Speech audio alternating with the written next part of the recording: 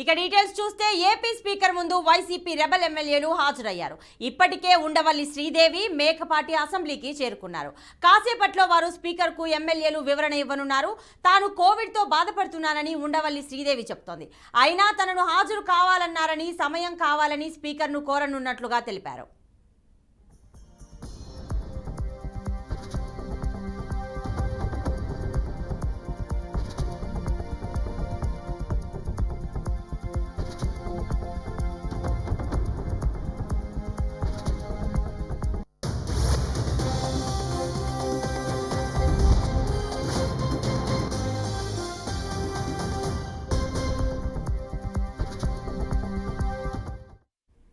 AP speaker ముందు YCP rebel ఎమ్మెల్యేలు హాజరయ్యారు. ఇప్పటికే ఉండవల్లి శ్రీదేవి, మేకపాటి అసెంబ్లీకి చేరుకున్నారు. కాసేపట్లో వారు స్పీకర్కు ఎమ్మెల్యేలు వివరణ ఇవ్వనున్నారు. తాను కోవిడ్తో బాధపడుతున్నానని ఉండవల్లి శ్రీదేవి చెప్తోంది. అయినా తనను హాజరు కావాలన్నారని, సమయం కావాలని స్పీకర్ని కోరనున్నట్లుగా తెలిపారు.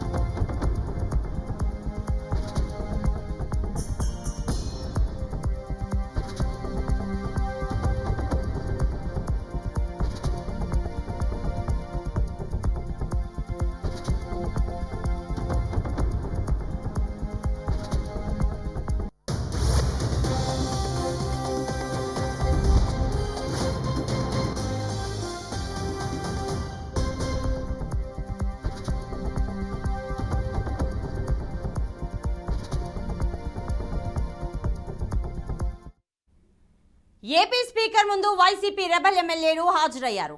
ఇప్పటికే ఉండవల్లి శ్రీదేవి, మేకపాటి అసెంబ్లీకి చేరుకున్నారు. కాసేపట్లో వారు స్పీకర్కు ఎమ్మెల్యేల వివరణ ఇవ్వనున్నారు.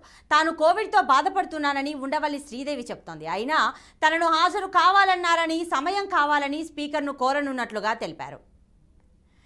ఇక ఇదే అంశానికి సంబంధించిన పూర్తి డీటెయిల్స్ మా ప్రతినిధి శ్రీనివాస్ అందిస్తారు. శ్రీనివాస్, చెప్పండి. శ్రీదేవి కోవిడ్తో బాధపడుతూ నేను హాజరు కాలేనని చెప్పినా సరే స్పీకర్ నిరాకరించినట్లుగా తెలుస్తోంది. దీనికి సంబంధించిన డీటెయిల్స్ ఇవ్వండి.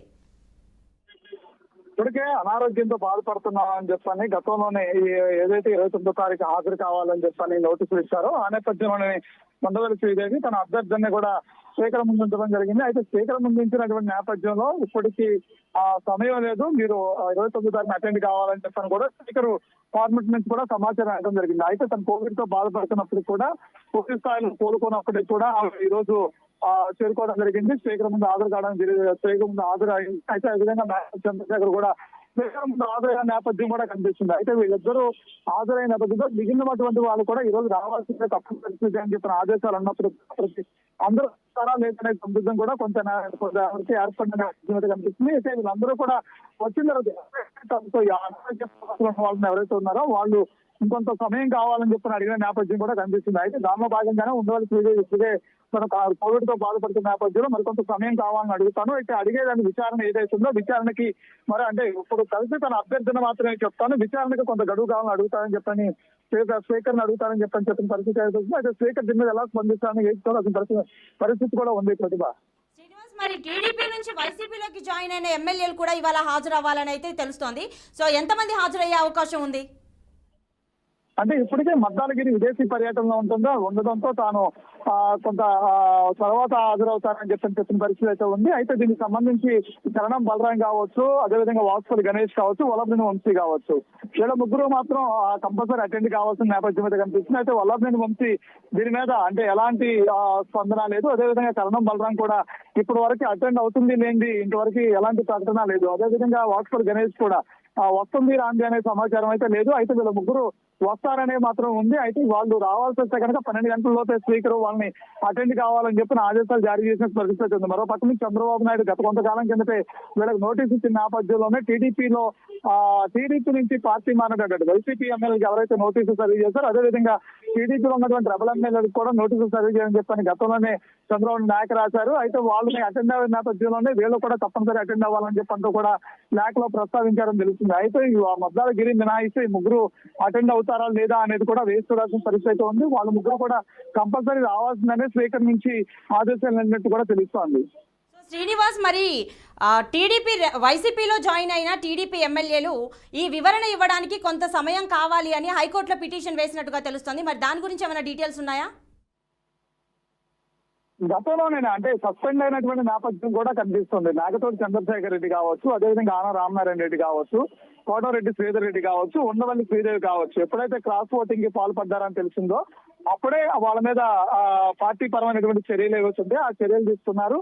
వాళ్ళని పార్టీ నుంచి సస్పెండ్ కూడా చేశారు. సస్పెండ్ చేసిన తర్వాత పార్టీ నుంచి సస్పెండ్ చేసిన తర్వాత ఆ పార్టీలో గెలిచినటువంటి ఎమ్మెల్యే ఎవరైతే ఉన్నారో వీళ్ళ మీద యాక్షన్ తీసుకోవడంతో కూడా స్పీకర్ కూడా అప్పుడే లేఖ రాశారు. స్పీకర్ కూడా వీళ్ళకి కొంతకాలం సమయం ఇచ్చినప్పుడు సమయం ఇచ్చారు. సమయం ఇచ్చిన తర్వాత వీళ్ళకి నోటీసులు సర్వ్ చేశారు. మరో పక్క నుంచి చూస్తే గంటా శ్రీనివాస్ ఉన్నాడు. ఆయన ఏదైతే యాక్షన్ స్టార్ట్ అయినాయో ఆ విశాఖ స్టీల్ ప్లాంట్ గురించి అప్పుడే ఆయన రాజీనామా పత్రాన్ని కూడా సమర్పించారు. అయితే ఏదైనప్పటికీ కూడా ఉన్న బలంగా ఏదైతే రాజ్యసభ సంబంధించినటువంటి ఎన్నికలు మొదలవుతాయి ఆ నేపథ్యంలో వాళ్ళ మీద చర్యలు తీసుకుంటారనే ఆలోచన మొదటి నుంచి వాళ్ళకు ఉంది. ఆ నేపథ్యంలోనే హైకోర్టును కూడా సంప్రదించారు. సంప్రదించిన తర్వాత వాళ్ళకి సమయాన్ని కూడా ఇవ్వాలి అంటూ కూడా హైకోర్టును సంప్రదించారు. హైకోర్టు నుంచి దీని మీద పూర్తి స్పష్టమైనటువంటి క్లారిటీ లేదు. అయితే ప్రభుత్వ పరంగా స్పీకర్ పరంగా తీసుకోవాల్సిన చర్యలు ఏవైతే వాటిని మాత్రం తీసుకుంటామని చెప్పడం జరిగింది. హైకోర్టు నుంచి రావాల్సినటువంటి స్పష్టత వచ్చిన తర్వాత కానీ వీళ్ళు ముందుకెళ్ళరు. అయితే ఇప్పుడు ఒకవేళ వచ్చినప్పటికి కూడా వాళ్ళు పూర్తి స్థాయిలో విచారణకు అటెండ్ కావాలంటే వాళ్ళకు సమస్యల్ని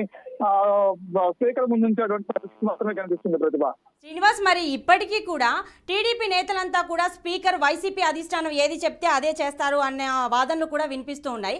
మరి ఈ క్రమంలో ఉండవల్లి శ్రీదేవికి ఆరోగ్యం బాగాలేదు, అయినా సరే స్పీకర్ ఆవిడ వివరణకు సమయం అడిగినా కానీ ఇవ్వలేదు. అలాంటి సమయంలో ఇప్పుడు టీడీపీ రెబల్ ఎమ్మెల్యేలు వివరణ కోరడానికి కొంచెం సమయం కావాలని అడిగినప్పుడు మరి ఆయన నిరాకరించే అవకాశం ఉందా లేదు అని అంటే ఏం జరగబోతోంది?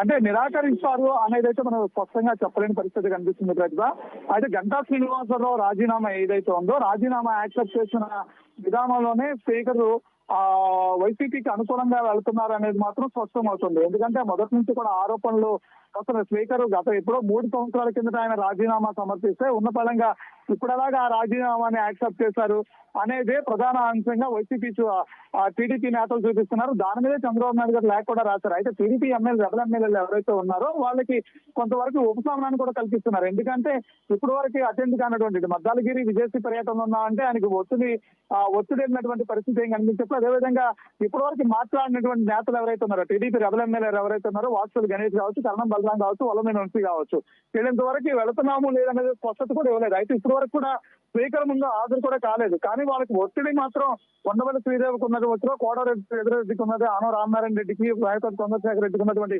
ఒత్తిడి ఆ ప్రభావం వీళ్ళ మీద కనిపించట్లేదు అనేది స్పీకర్ విధానాల్లో కొంతవరకు కనిపిస్తుంది. దాని మీద ప్రధాన ప్రతిపక్షమైనటువంటి వైసీపీ టీడీపీ కూడా దాని మీద ఆరోపణ చేస్తున్న కూడా కనిపిస్తుంది. Srinivas, thanks for the details.